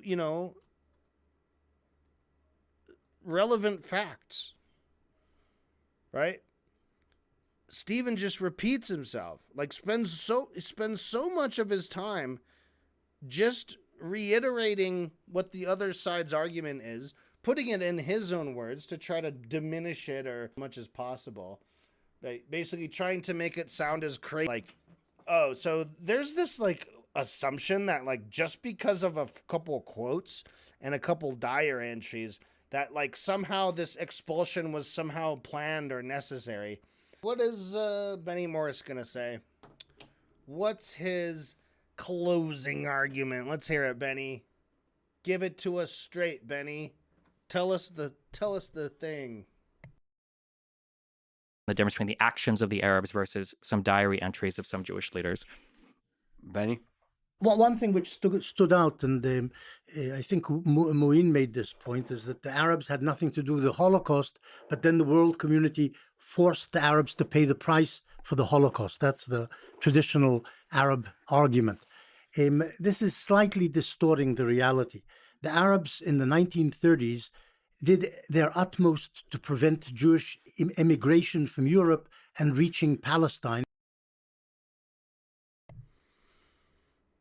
The Arabs in the 30s did their utmost to prevent Jewish immigration from Europe and reaching Palestine.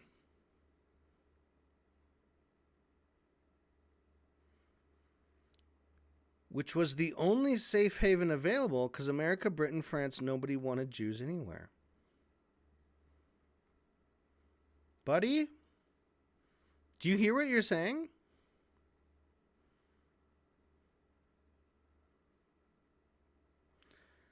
America did their utmost to prevent Jewish immigration. Britain did their utmost to prevent Jewish immigration. France did their utmost to prevent Jewish immigration. But you're not blaming America, Britain, or France for this problem. You're blaming Palestine. You're saying it was the only Palestine, which was the only safe haven available. Was it a safe haven?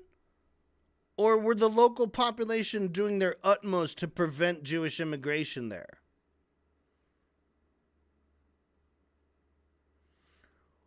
Or were they resisting the fact that Zionists were they were doing their shit in the 1930s. They started doing their shit in the 1910s. So I can imagine there's going to be a bit of resistance of like, why are they moving all these people in here, immigrating all in this one group, and they're all like in this weird, they all have this weird ideology where they keep talking about a Jewish state this, Jewish state that. gonna have to get rid of these Arabs, these Muslims, off of our land. That's what they're murmuring about. That's what they're talking about. That's what they're saying. It's what they write in their diaries.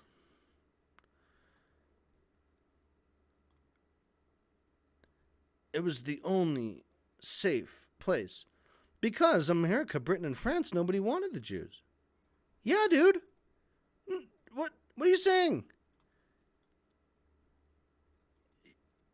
You're saying Arabs did their utmost to prevent Jewish immigration. Why? Because Europe and America was doing their utmost to prevent Jewish immigration. Who's the bad guy here?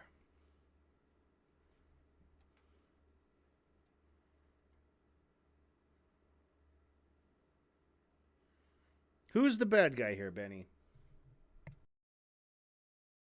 Distorting the reality. The Arabs in the 1930s did their utmost to prevent Jewish immigration from Europe and reaching Palestine, which was the only safe haven available, because America, Britain, France, nobody wanted Jews anywhere, and they were being persecuted in Central Europe and eventually would be massacred in large numbers. So the Arab effort to pressure the British to prevent Jews reaching Palestine's safe shores contributed indirectly to the slaughter of many Jews in Europe.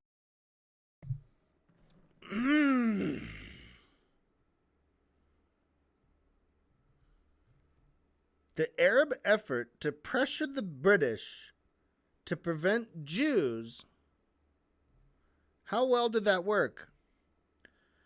Because I seem to remember the British making some kind of declaration, some kind of Balfour Declaration.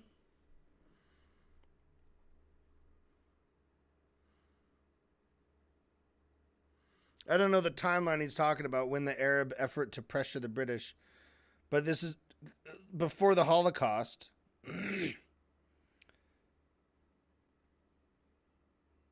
6 million Jews would not have been able to go to Palestine. Okay? Maybe a good number of them could have, but America, Britain, France, they're the ones who fucked it. Why are you laying this all at the feet of Palestine? The slaughter of many Jews in Europe because they couldn't get anywhere. They couldn't get to Palestine. Or to America, or to France, or anywhere. Why not? Because the Arabs were busy attacking Jews in Palestine and attacking British to make sure they didn't allow Jews. Dude, Zionists were attacking the British.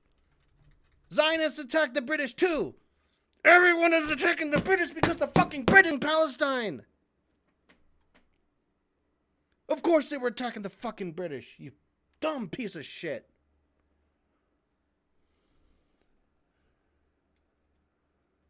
To pressure the British to prevent Jews reaching Palestine's safe shores contributed indirectly to the slaughter of many Jews in Europe, because the Arabs were busy attacking Jews in Palestine and attacking the British to make sure they had a safe haven. That's important. The second thing is, of course, there's no point in safe haven. That's important. The second thing is, of course, there's no point in belittling the fact that Arab national movement's leader, Husseini, Okay, now he's going to repeat the line about Husseini. He's going to talk up about Husseini collaborating with Nazis. He's characterizing him as the Palestinian Arab National Movement's leader. And I think that is technically true. the Arabs, as you say, paid a price for the Holocaust, but they also participated in various ways in helping it happen. Right. I'll make 2 points. The first is you mentioned Haj Amin al-Husseini and his collaboration with the Nazis. Entirely legitimate point to raise, but I think one can also say definitively, had Haj Amin al-Husseini never existed, the Holocaust would have played out precisely Certainly.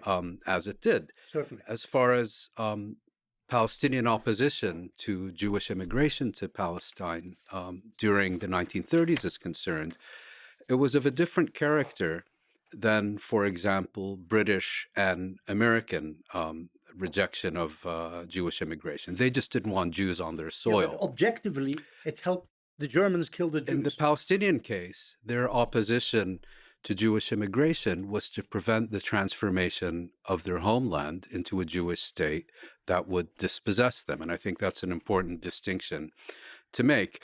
The other point I wanted to make is we've spent the past several hours talking about Zionism, transfer, and so on. But I think there's a more fundamental aspect to this, which is that Zionism, I think, would have emerged and disappeared as yet one more utopian political project had it not been for the British. What the preeminent Palestinian historian Walid Khalidi has. So I'm gonna let him finish. I think this is a really good point that he just started, because this is kind of what I was thinking as we were looking into all of these like past, all these situations, all these leads up. Every time they talk about these declarations or these committees or these treaties, these agreements, they always go back to fucking Britain. They always go back to some British fuck who's like, well, I declared this, and then da. And there's always some British fuck involved. The British have their fucking mitts on all of this. This is fucking imperialism. Like, they caused all of these fucking problems. They enabled the Zionists to turn what was just this really shitty idea into a fucking nightmarish reality, where they were given the means to carry out their most heinous of all plans. These plans which sound good when you're the in-group. Hey, let's drive everyone else out and let's just have it for us. How about just only for us forever? Forever. Forever. Does he really? Okay, he's really cooking. He goes up until 146.19. Holy shit, man. I like to see it. I like to see these long, unbroken purple bars. Because he's got a lot to say. And again, he doesn't just babble nonsense. Everything he's saying is a relevant case, building a case, tearing down this fucking Hasbara. Right? Why didn't America want to allow Jews into their country? Because they didn't want a bunch of Jews there. Why didn't England accept them? Why didn't France accept them? Because they just didn't want Jews there. There was no worry that the Jews were going to displace the French people. They just didn't want Jews there. Why did Palestinians not want it? Because there was a legitimate fear, which bore out in reality, that Jews moving to Palestine meant the displacement of the indigenous Arabs that had been there for generations. They're going to get kicked out. They're going to get slaughtered.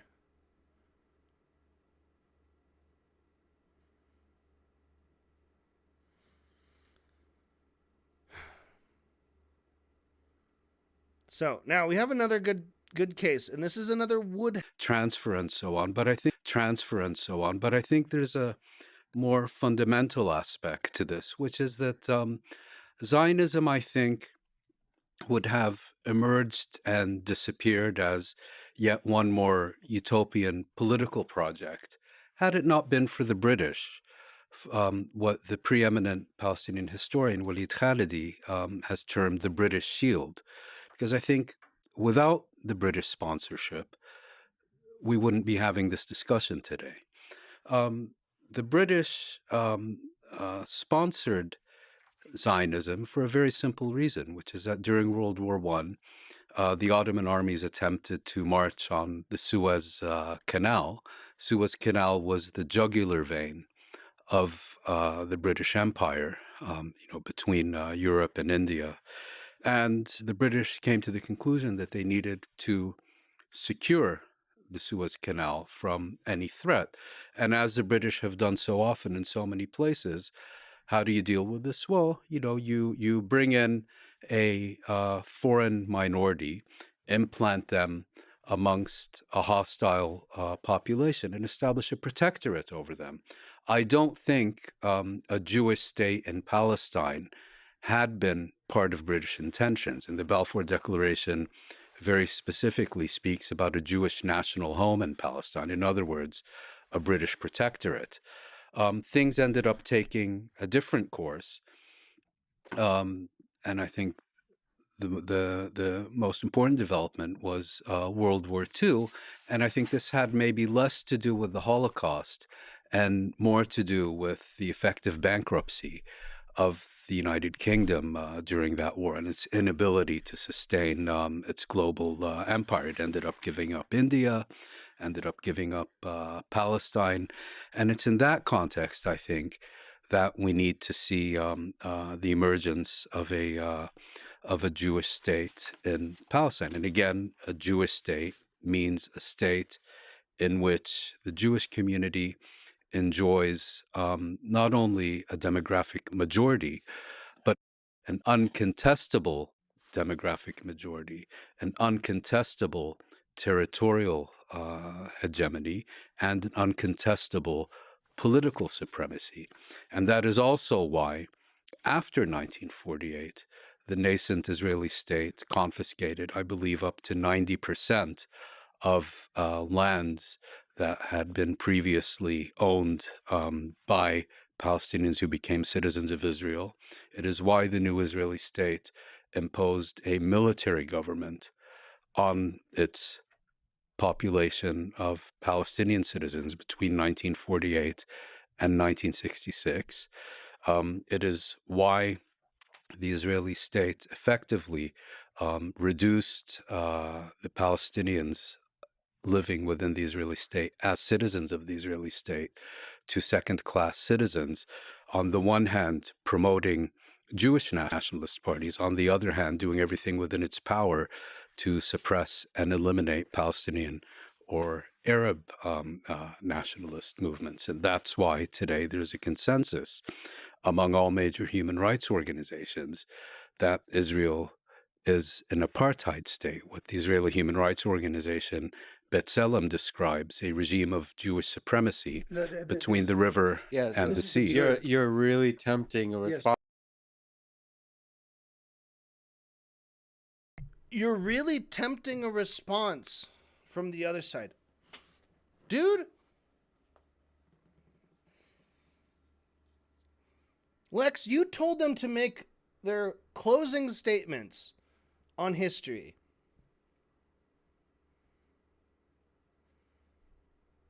He delivered a closing statement. Now, does the other side want to whine and piss about that? Sure. But that's not Rabbani's fault. That's not Rabbani's fault, dude. What do you mean you're really tempting a response? Why did you have to go and make a good argument, you dick? Oh, you dickhead. You made a good argument. You're not supposed to do that. You're just supposed to say the things that you agree with on them for. Little Lex. What a fucking dickhead. You're really tempting a response from the other side. You get, because Benny starts going, Benny, you already made your closing statement. You only wanted to talk for 2 minutes, for less than 2 minutes. And then you stopped. And then you handed it over. And Rabbani got to spit his truth. And he did it. And then you're like, oh, Rabbani, you're really tempting a response. Rabbani, I asked you to make a closing statement. I didn't ask you to tempt a response from the other side. What a fucking crock of shit. Tempting a response from the other side. How? He didn't even say anything about, like, well, Benny Morris said this, right? He didn't direct anything at Benny Morris. He's just making his fucking case. He's describing a lot of historical points and things that have happened that are important to know as context when we later get on to the point of October 7th, right? He says that's why today there's a consensus among all major human rights organizations. Response? What in the fuck was he supposed to do, Lex? What a piece of shit. Fuck you, Lex. Response from you. Intimacy between the river and the sea. You're really tempting a response from the other side on the last few sentences, and Propaganda, we'll talk about the claims of Propaganda, yeah. Propaganda. Propaganda. That is the cry of a pathetic loser who doesn't have a good argument. You say, that's propaganda. That's propaganda, you said there. Oh, he was just saying propaganda. He was making his closing argument. What is propaganda, anyway?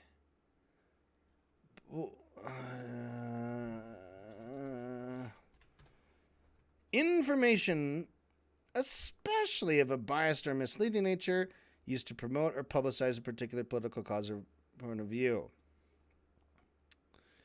A committee of cardinals of the Roman Catholic Church responsible for foreign missions. Now, according to the Oxford Dictionary, it describes it as especially biased or misleading.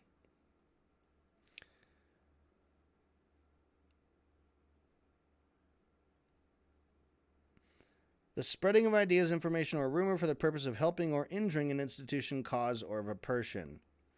Ideas, facts, or allegations spread deliberately to further one's cause or to damage an opposing cause.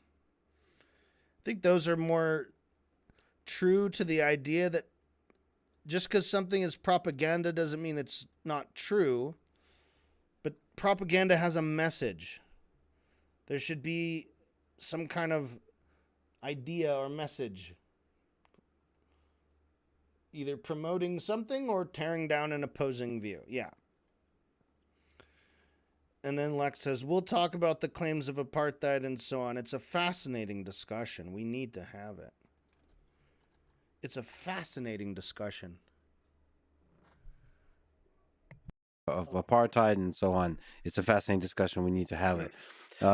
Norm? On the question of the responsibility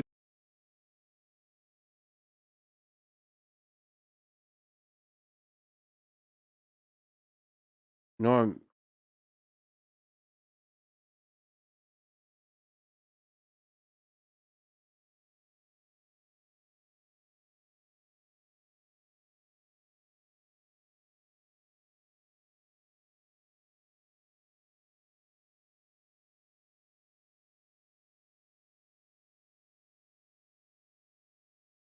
I think Lex is racist against Rabbani. He can't help.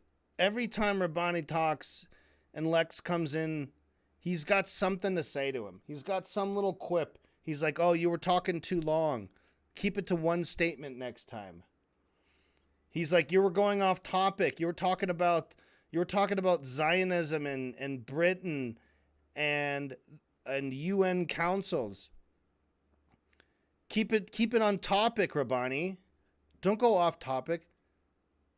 First of all, not only did he barely touch any of those topics, he was on topic, and all of the other speakers mentioned those things.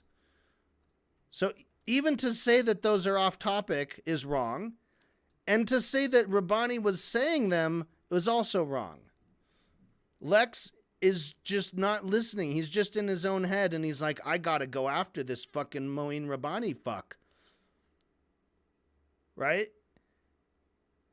Rabbani does a nice 1, 2, 3, 4, 5, a little over 5 minute closing statement, bringing up honestly some new points, kind of pulling together a lot of the historical things they had mentioned before, but kind of wrapping this up and describing why it was essential to have the assistance from the British, even though the British didn't originally intend for this state.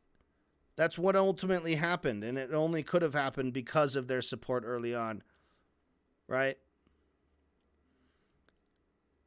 And he brings it back. He ties it all the way from 1948 all the way today, why Israel is an apartheid state.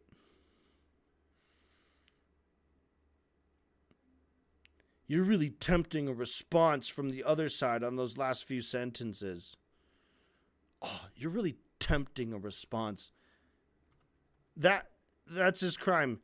Making a good argument and therefore tempting. Why would you be so salacious? Why would you inflict temptation onto the other side? That is not fair. I mean, it's literally like a microcosm of the argument of like, well, why did Hamas attack? Then obviously the Palestinian people of Gaza deserve to be slaughtered because Hamas was tempting them into fighting. And by fighting, I mean shooting and dropping bombs on unarmed people. You ever notice when like the IOF is like all the footage of them in wartime, they're all just doing fucking TikTok dances and like shooting mortars and like celebrating when shit gets blown up? Like, war looks so fun. It looks like being on an episode of Mythbusters. You just stand behind a glass and like watch huge explosions go off and then like celebrate. Like, they're not fucking fighting a war. They're all like, yeah, hey, boom, boom, boom, boom, watch this, check it out, boom. Like, they're and it's their fault for tempting us. Such bullshit. Such bullshit. Okay, you know what? We're going to end this stream soon. I want to hear, we're not going to analyze it, but I want to hear Norm's closing statement. And this should almost bring us to the end of the hour. All right, let's take a look. Go ahead, Norm. Let's hear you cook. On the question of the responsibility of the Palestinian Arabs for the Nazi Holocaust, direct or indirect, I consider that an absurd claim. As Gromyko said, and I quoted him, the entire Western world turned its back on the Jews. To somehow focus on the Palestinians strikes me as completely ridiculous. Number two, as Moeen said,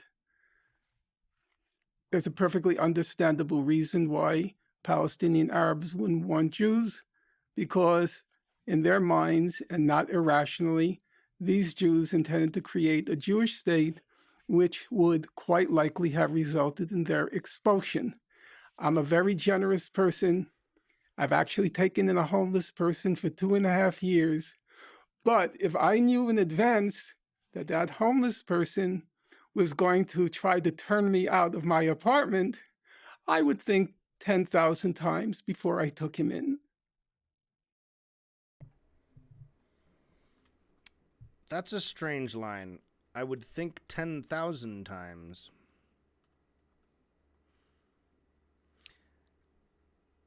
The expression would be, I would think twice, right? When you think twice, the idea is that first you accept an idea, but then you think twice, and then you reject the idea. I would think 10,000 times. Does that mean you're like accepting, rejecting, 10,000 times back and forth? I think I don't know. He's speaking off the cuff. I think he's just saying I would definitely think twice. He's saying I would absolutely reconsider. I think by inflating the 2 to 10,000, I think that was his intention. Although the literal word of it doesn't make sense. I would think 10,000 times before I took him in. But yeah, the idea is he's like, I've taken in a homeless person. But if I knew that that guy had intentions to turn me out of my apartment, I wouldn't do that. I believe that's his argument. Makes sense. As far as the actual complicity of Palestinian Arabs, oh man, this guy's dropping lots of names. We got to look up Gromyko. I don't know who that is. We have to look up Raul Hilberg.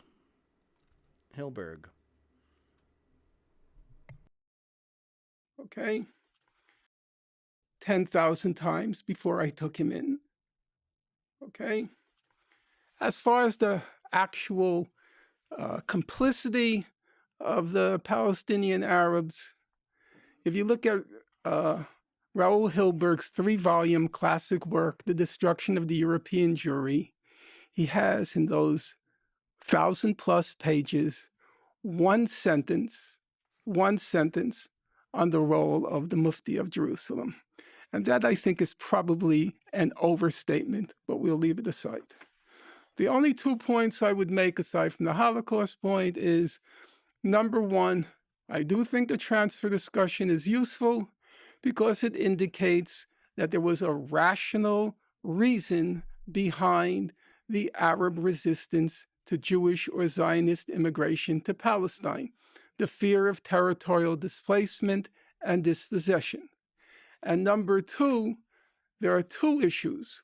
One is the history, and the second is being responsible for your words. Now, some people accuse me of speaking very slowly, and they're advised on YouTube to turn up the speed 2 to 3 times whenever I'm on. One of the reasons I speak slowly is because I attach value to every word I say. And it is discomforting. That's one of the things I like about you, Norm. You speak slowly, and you actually mean the words you say. Now, the whole 10,000 times, okay, whatever. It was a stretch, but I knew what you meant. Disorienting, where you have a person who's produced a voluminous corpus, rich in insights and rich in archival sources, who seems to disown each and every word that you pluck from that corpus by claiming that it's either out of context or it's cherry picking. Words count. And I agree with Lex. Everybody has the right to rescind what they've said in the past.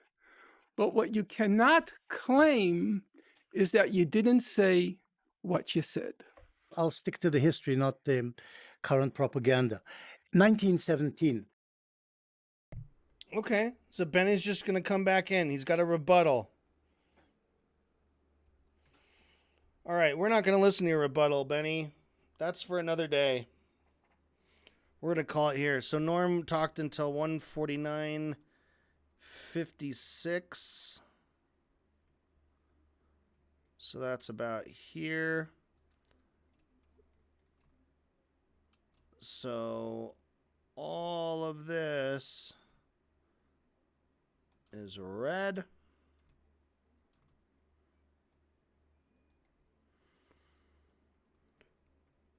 Oh boy, I forgot to color in this part.